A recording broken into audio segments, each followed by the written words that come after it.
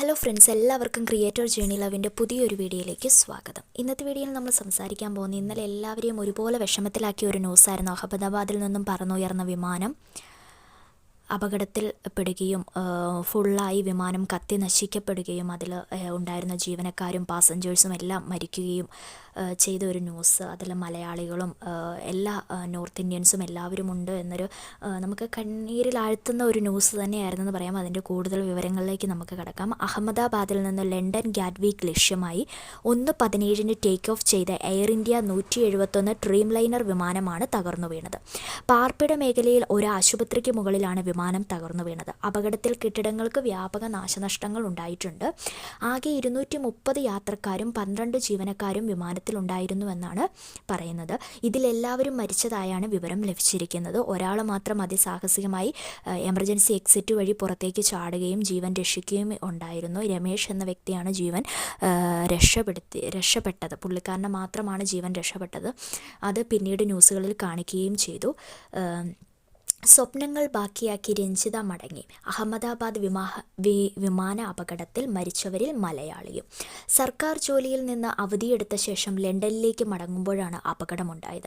Ahmedabad air India വിമാന അപകടത്തിൽ മരിച്ചവരിൽ മലയാളിയും. പത്തനംതിട്ട പുല്ലാട് സ്വദേശി ബ്രിട്ടനിൽ നേഴ്സായി ജോലി ചെയ്യുകയായിരുന്നു രഞ്ജിത.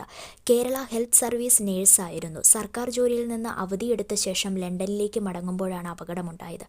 കഴിഞ്ഞ ദിവസം രാത്രിയാണ് മടങ്ങിപ്പോയത്. കോഴഞ്ചേരി ആശുപത്രിയിൽ നേഴ്സാണ് രഞ്ജിത. വിദേശത്ത് ജോലി ചെയ്തു വരികയായിരുന്നു. അവധി അപേക്ഷ നീട്ടി നൽകുന്നതിൻ്റെ ഭാഗമായിട്ടായിരുന്നു നാട്ടിലെത്തിയതെന്നാണ് ബന്ധുക്കൾ പറയുന്നത്.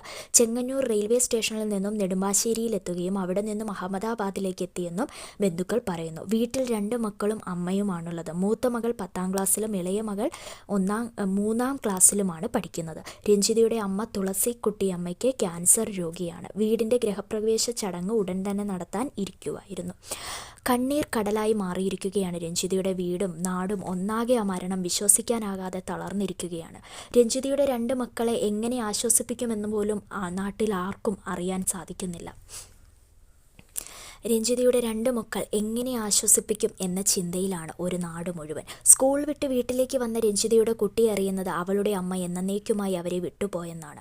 വാവിട്ട് നിലവിളിക്കുന്ന ആ കുഞ്ഞിനെ ആശ്വസിപ്പിക്കാൻ കഴിയാതെ വിങ്ങുകയാണ് നാടൊന്നാകെ.